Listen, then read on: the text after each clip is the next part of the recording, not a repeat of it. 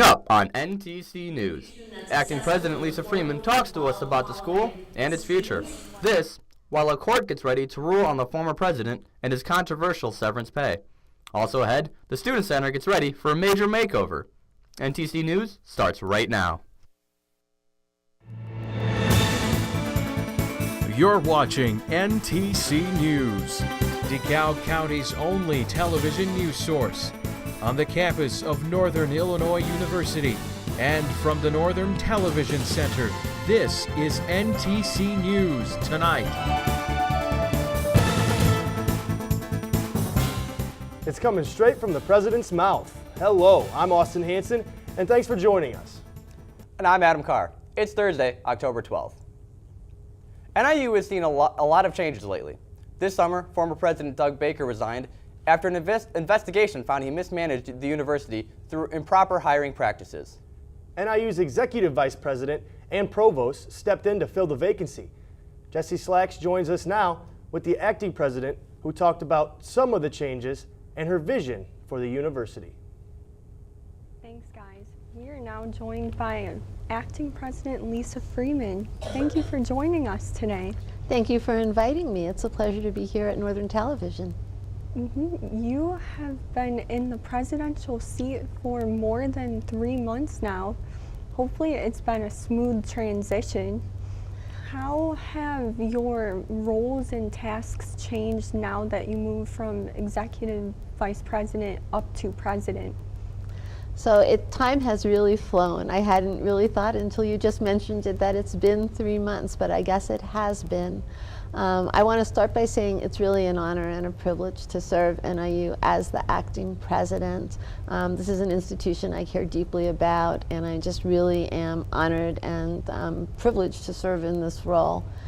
I knew a lot about the university before becoming president because I was the executive vice president and provost. That position has a lot of operational responsibility. So as a result of that role, I knew a lot about how the university worked and a lot of what was going on behind the scenes. The fun thing about being president is I get to go out and talk more to people outside the university, to parents and prospective students and alumni and community members. And so I have the opportunity to tell NIU story more often than I did when I was the executive vice president and provost. And I also have more opportunity to hear people's stories about their time at NIU, how NIU sort of set the table for their careers, how spouses and partners met each other at NIU, what NIU means to the community. So you're out in the field more. Absolutely, out shaking hands and engaging in conversations about the great stuff going on here and the ways NIU can serve the communities better. And when you stepped into the role, you took over for Doug Baker, and when you were appointed by the Board of Trustees, you vowed to move NIU forward with transparency. Could you explain in the context what you meant by transparency? You know, I think that people are always a little concerned about how universities are spending their money because it's money that comes from public funds. And it's our responsibility to make sure that the taxpayers don't have questions about how we're using the resources that we're provided with. So from very simple things like posting the president's travel expenses and hospitality expenses on the president's office website to things that are more related to transparency of process, like constructing a budget process so that people know what to expect in terms of budget and spending reviews, when they have to meet deadlines. I think I'm just trying to make sure that everybody understands the way things work behind the scenes, so they're no longer behind the scenes. And speaking earlier, we were talking about how time flies. You delivered the State of the University address late last month, and you hit on a lot of important topics, one of which is a proposal to bring a 3% pay increase to eligible employees. Could you explain, well, the Board of Trustees are going to take it up at the October 19th special meeting. What kind of factors will they consider in determining whether to give the plan a green light? So the trustees, I think, share my concern for our employees who went for so long without an increase in compensation. As everybody who's on campus knows, we went 700 days plus without state funding, without a state budget. And as a result of that, we neglected things that are really important to us. Our employees are number one, but we also neglected some of the areas on campus that need maintenance and some of our IT infrastructure. When I became president, we were fortunate enough to at least get clarity from the state about what our funding position would be for this year. And although we're short of resources the way we're always short of resources, knowing how much we had created an opportunity to say we can't wait any longer to invest in the human resources that make this university run. So we looked at the budget, at what things would have to be reallocated in order to provide what is essentially an across-the-board 3% raise, and decided that these were things that we could do to live within our means and still reward our employees. So the trustees will look at the fact that we know how much money we have for this year, that we can meet our obligations for critical functions and still provide our employees with the raise that they deserve. And I fully expect them to embrace the proposal. Okay, and then there are some employees who aren't going to be a part of this proposal, including the tenure and tenured track, that are still working on negotiations for a new contract. What message would you send to those who are still waiting to see what's going to happen? So I really respect the right of our faculty and staff to organize and be represented by a collective bargaining unit. My mother was in a union, and so I understand the process.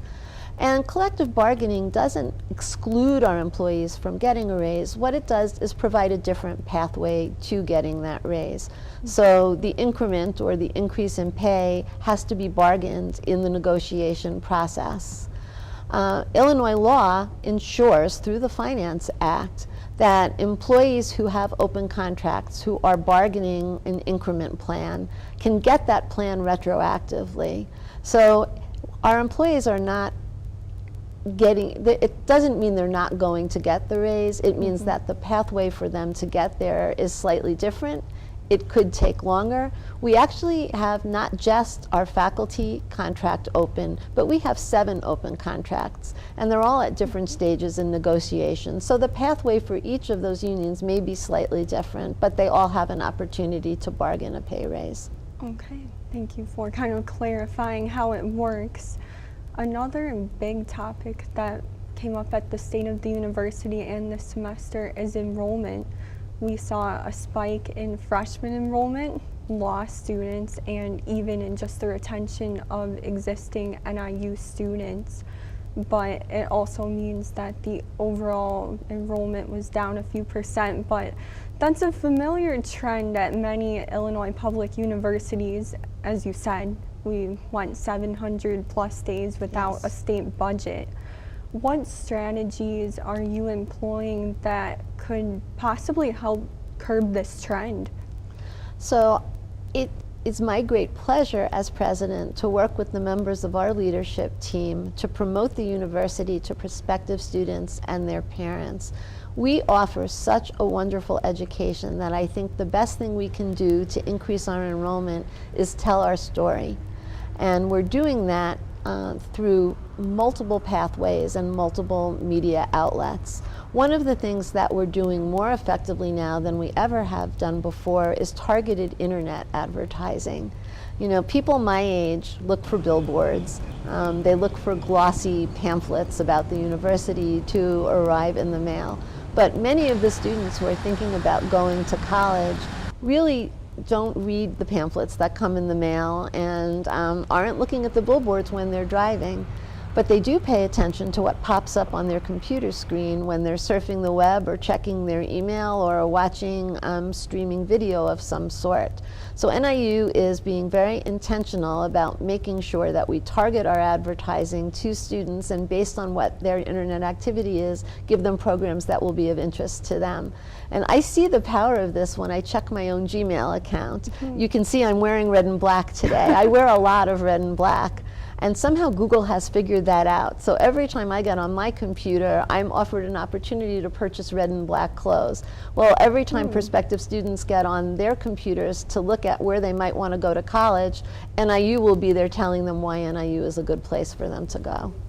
Okay, sounds like we'll have to see what's happening going forward with the evolution of the internet and what clothes might be suggested. Well, I want to thank you again for joining us and coming to NTC. We really appreciate it. Thank you for having me. I'm a big believer in experiential learning, and I'm very passionate about NIU and our students, so this has given me a perfect opportunity to help all of you learn and interact with our students. Thank you. Thank you. We're good? Thanks, Jesse. We had some students ask some of their own questions to Dr. Freeman, and she answered them on air. Let's take a look at what you had to say. Why is the process of finding a permanent presidential replacement taking so long? Well, I actually am not responsible for that process. It belongs to the Board of Trustees, so I can't speak to every decision they made about the timeline. But it's not unusual for the search for a president to take a year or more at a university. It's important to hear from the people at the university about what they're looking for in a president, build a leadership profile, recruit a talent pool, and make sure there's ample time for constituents to interact with the candidates. In 10 years from now, do you think NIU will be considered a top 100 university? I certainly hope so. We deserve that. We are a national research university. We've been recognized nationally for our ability to promote social mobility among students and do research that impacts society. And I believe as word about our programs gets broader outside of Illinois, our national profile will only increase. When you aren't wearing your presidential hat, what do you like to do here in DeKalb? I love living in DeKalb. I think it's such a great town. People are so friendly, and my favorite thing to do is to walk my dog around my neighborhood and through the trails and the parks. Freeman is the first woman president in NIU's history. In the meantime, a final ruling could soon come on former university president Doug Baker's severance injunction. Graduate student Misty Haji Sheikh filed a lawsuit against Baker over the summer. She is seeking to place an injunction on his severance pay for violating the Illinois Open Meetings Act. Baker resigned under a cloud of controversy and left with a severance package under just $620,000. If the injunction is approved, Baker is expected to appeal the ruling. The nominee for NIU's Vice President of Administration and Finance could be announced sometime next week. According to the Northern Star, there are 3 final candidates who have met with NIU community members to discuss their ideas and plans. The position oversees the budget office, facilities, and many other business operations. Former Vice President Alan Phillips left his position in March. The candidates are now undergoing background checks. The Department of Counseling, Adult and Higher Education is bringing suicide awareness back to campus. The department will host a panel tonight at the College of Education to discuss the importance of suicide awareness and how to recognize it. The hosts of the event lost their 20-year-old son to suicide 3 years ago, and they created Project Seth, a foundation to address suicide in young adults. Organizers hope this panel will bring light to a topic that usually goes unnoticed. I think the most important thing tonight is raising awareness about the importance of addressing suicide and learning about how we can help others dealing with suicidal ideation, dealing with fear of talking about the topic, and helping people know there are things they can do to help other people. The event takes place from 5:30 to 7:30 at the College of Education. The Home Student Center is undergoing some changes as it prepares for major renovations. The $20 million proposal aims to create a more vibrant and inviting space for students. The Student Center wants to team up with the Division of Information Technology to introduce interactive technology devices similar to Amazon's Alexa. The devices will help guide people through the building and provide valuable campus information. The renovations could begin as early as next summer. Registration dates for the spring 2018 semester have been released. Students can view them on their My NIU Student Center under enrollment dates. Keep in mind, registration begins November 6th. Also, the more credits you have, the earlier you will be able to register. Students can also see available spring 2018 courses online and plan out their upcoming semester. Fall is approaching. Let's take a quick look at today's weather. Nicole, how's the weather looking? Thanks, guys. So, fall temperatures have finally arrived here in DeKalb, and later on in the show, I'll have more for you on if they're here to stay. And coming up next on NTC News, Honor veterans. We'll have that story. Dude, I have and an out-of-this-world experience for students here at NIU.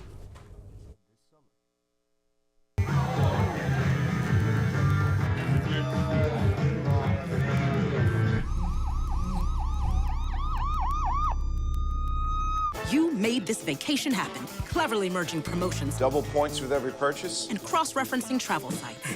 Aloha! If you can ace your vacation, you can do it for retirement. Get on track with tips at aceyourretirement.org.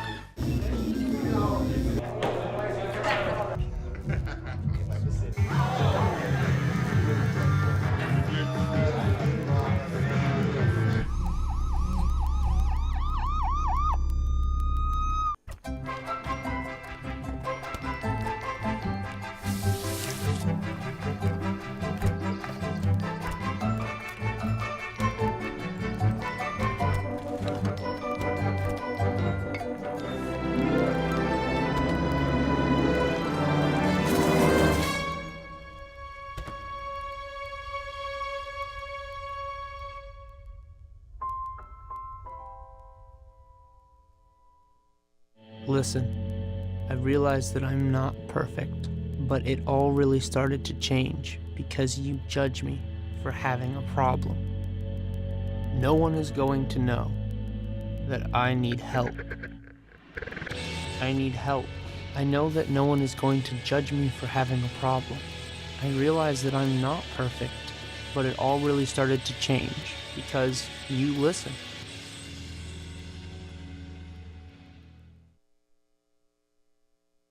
Executive order today that he says will bring affordable health insurance to millions of Americans.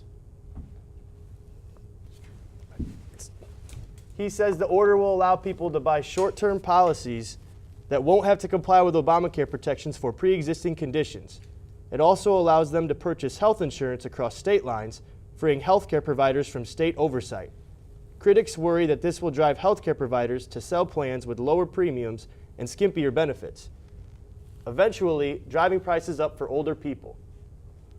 The Trump administration is rolling back Obama-era carbon emissions legislation, and an Army general shares his thoughts on the situation in North Korea.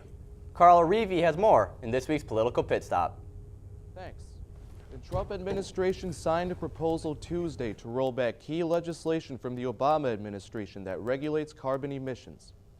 EPA head Scott Pruitt announced Monday that, quote, "The war on coal is over." Former President Barack Obama unveiled the Clean Power Plan in 2015. It requires states to meet certain carbon emission reduction standards in favor of alternative energy sources. Environmental advocacy groups say they vow to fight the proposal in court. The Trump administration released its, quote, wish list of demands to save DACA, or the Deferred Action for Childhood Arrivals policy. Priorities include funding for the U.S.-Mexico border wall and cuts to legal immigration. That's in exchange of a reprieve of more than 800,000 immigrants who came to the U.S. as undocumented children. Trump last month declared the DACA program as unconstitutional, but gave Congress a 6-month window to tweak the program and make it permanent. A top U.S. Army strategist says the U.S. faces no, quote, risk-free options to deal with the North Korean missile crisis.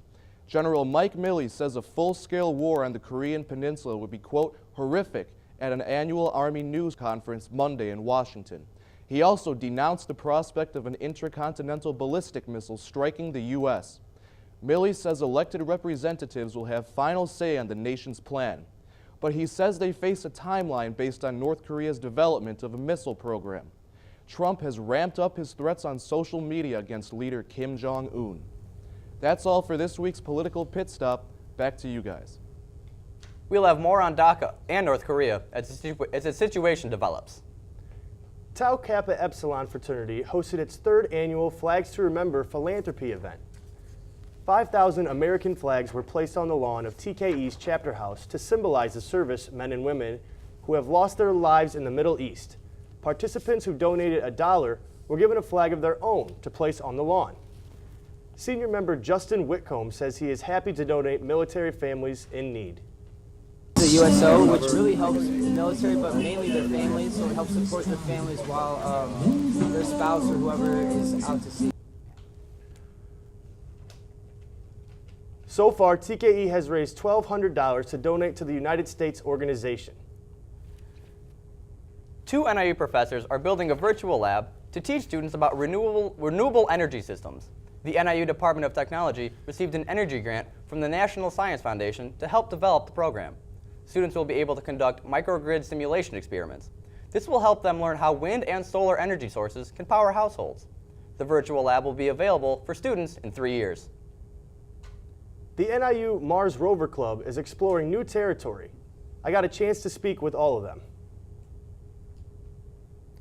Thomas Corbett and his fellow teammates are finishing a Mars rover for a mock competition this summer. Corbett took over the project and recruited his own team after senior engineering students couldn't finish the rover by the deadline last year. Corbett says what really interested him was the challenges the Mars rover competition presents. This task obviously is very complicated and has there's many different facets to it, and I found the challenge of it I found really enticing. The squad prides itself on not being experts, but by being students who are eager to learn through hands-on experiences. NIU engineering student Amro Shenshao loves the idea that this club doesn't expect professionals. A very interesting thing is that the whole team is learning, and that's a very good thing, is that no one knows everything. We're all in that learning procedure. Thomas Corbett says the Mars Rover Club wants volunteers from all over the NIU majors spectrum. Right now we have, I think, 5 different majors within the club, and we're more than willing to figure out something for everyone to do if they want to join us. The Mars Rover Club meets in room 269 of the engineering building every Monday and Wednesday at 5 p.m. Now again, the Mars Rover Club will not be sending the rover into space, but they will be competing against colleges all across the nation to see who can build the most effective rover. It's been a busy week for students with fall right around the corner. Nicole, how's the weather looking for the weekend? Thanks, guys. Where's my script? It's in the prompter. Okay. Lord. For tonight, it's going to be mostly cloudy. By Friday, it'll be cloudy once again. And overnight from Friday into Saturday, there might be a chance of thunderstorms as well as on Saturday. A cold front passes through Saturday night into Sunday. And on Sunday morning, there's going to be morning showers, but it's going to give way to a partly cloudy conditions by the afternoon. All right. Monday through Wednesday, there's going to be partly sunny conditions. Thanks, guys, and back to the desk. Just ahead on NTC News. The school gives cheerleaders something to cheer about. We'll tell you why. And it's a do-or-die situation for the Cubs. We'll have the highlights, or should we say lowlights, of last night's game coming up. You made her college years possible, opening that education savings account when she was little, spearheading campus tours, and deciphering financial aid. If you can ace planning for college, you can do it for retirement. Get on track with tips at aceyourretirement.org. You made your house a reality. Homeschooling yourself on loans, color-coding listings, and flushing every toilet in a 20-mile radius. If you can ace house hunting, you can do it for retirement. Get on track with tips at aceyourretirement.org. Hey, look, it's those guys. Are you good to drive? I'm fine. How many did you have? I should be fine. You should be. Go and step out of the vehicle for me. See ya, buddy. Good luck. So turns out, buzz driving and drunk driving, they're the same thing, and it costs around $10,000. So not worth it. Every year, 40% of all food in the U.S. never gets eaten. 40%. That's almost half the food we produce. Food waste is a serious problem. It impacts all of us. And it's expensive. Your family is throwing $1,500 a year in the trash. We're working hard to put food waste on the chopping block. And you can do the same at home. Learn how to cook it, store it, and share it. Just don't waste it. Go to savethefood.com.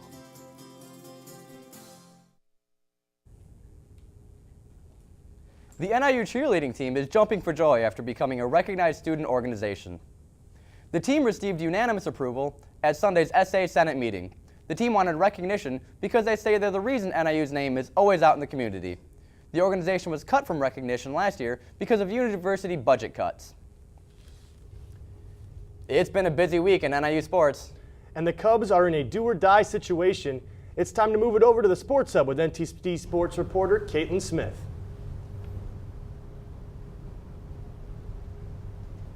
Thanks, guys. It's been a wild week in sports. Let's get things started with the newest members of the Husky Hall of Fame.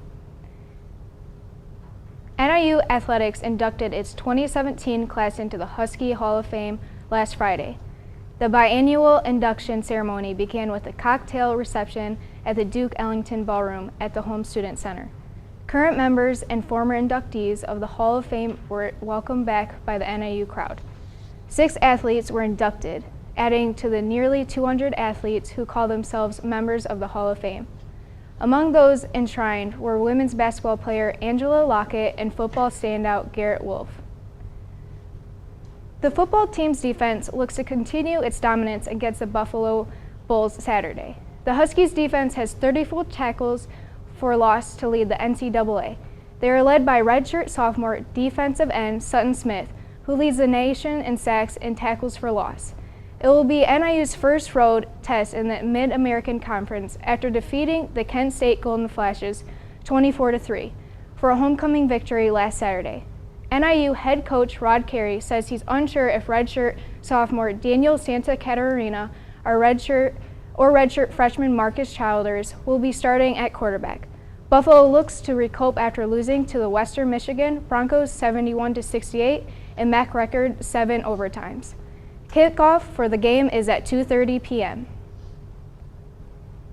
Women's soccer battles with the Kent State Golden Flashes tonight in a rematch of last season's MAC championship.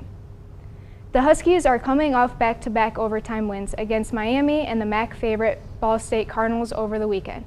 NIU handed the Cardinals their first conference loss of the season when sophomore Kylie Dominguez headed in the game-winning goal.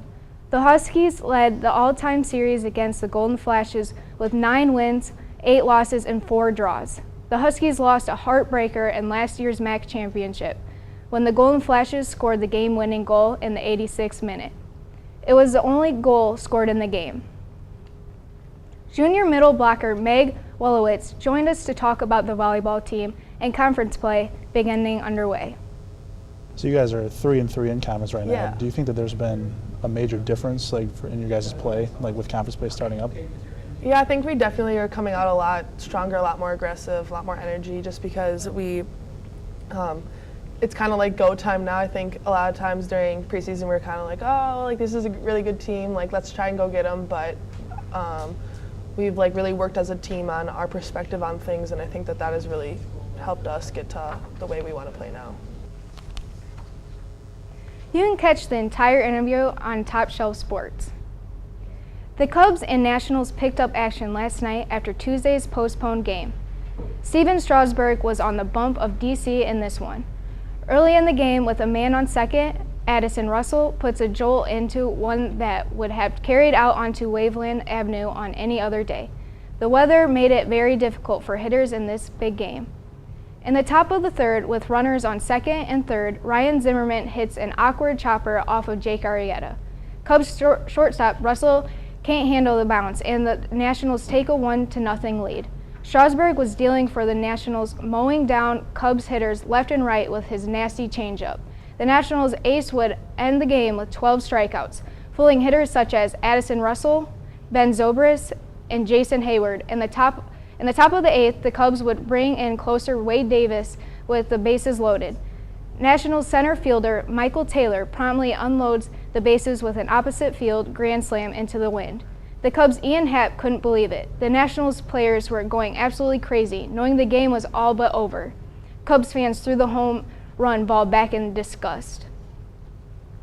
The Chicago Bears are coming off a Monday night loss to Minnesota and look to have a bounce-back win. defense player Leonard Floyd is looking to build on his Monday night performance against the Ravens this Sunday. Floyd had 6 combined tackles with 2 sacks and a safety last week. The Bears hope to pull out more touchdown-ending tricks against Baltimore on Sunday, like the fake punt they had against Minnesota. The unlikely play calling of last week's game has to have Bears fans feeling excited. The highly touted Mitchell Trubisky, aka Biscuit, is giving Bears fans reason to be hopeful. After a solid first start on the primetime stage, the Trubisky hopes to take advantage of a lackluster Baltimore Ravens defense. Trubisky's mobility and arm have Bears fans ready to cheer for a franchise quarterback, and he plans on more touchdown throws like this one to Zach Miller. The Ravens are building on a big win against the Oakland Raiders, pushing them to a 3-2 on the season. The Bears are building on a game that they left with a lot of confidence moving forward. Even though their Monday night game ended in a loss, the Bears are young, energetic, and ready to face this Baltimore squad. The Chicago Bulls will play their final preseason game against the Toronto Raptors on Friday. The Bulls are coming off of a 108-94 win over the Cleveland Cavaliers on Tuesday. Veteran wingman Justin Holiday and rookie Lauri Markkanen both impressed the coaching staff, shooting over 50% from the field and three-point line. The Bulls head into the matchup with the Raptors with a 3-2 preseason record and look to close out with a winning record. The Bulls will open regular season play on October 19th with a rematch against these same Raptors. And what's expected to be a rebuild season for the Bulls, look for guys like Holiday and Markkanen to lead the scoring until Zach LaVine gets back from his ACL injury and suffered last week. The Chicago Blackhawks defeated Montreal Canadiens 3-1 on Tuesday night. Corey Crawford started in the net for the Hawks Tuesday night, saving 41 goals in a Hawks victory. Montreal got on board first. Thomas Plekanec pulling the Canadiens ahead in the first minute and 15 seconds in the game. They didn't score again for the rest of the game. The Hawks took the lead in the first period after a pair of goals in 19 seconds. Alex DeBrincat scored the first NHL goal, followed by the second goal by Brandon Saad. Artem Anisimov added the third goal in the second period during a power play, taking home another Blackhawks win. The Blackhawks are taking the Minnesota Wild tonight at 7:30 on home ice at the United Center.